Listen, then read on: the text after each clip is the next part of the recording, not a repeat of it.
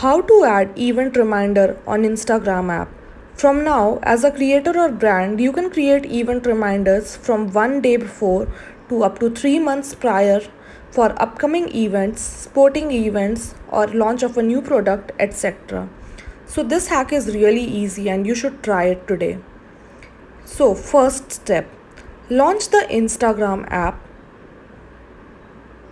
and then go to your profile section.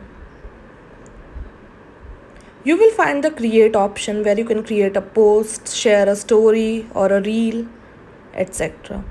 Go to the post section and now you have to select a picture or video to post, and then you have to go to the add reminder section. After you have done this, you have to add a suitable title for your reminder and add a start time as well. Adding an end time is optional, but you can do it.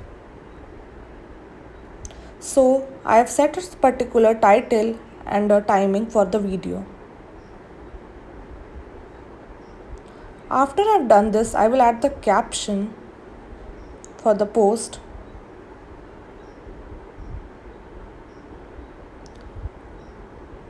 Look how simple it is. And then I will share the post and you can see the reminder is available now.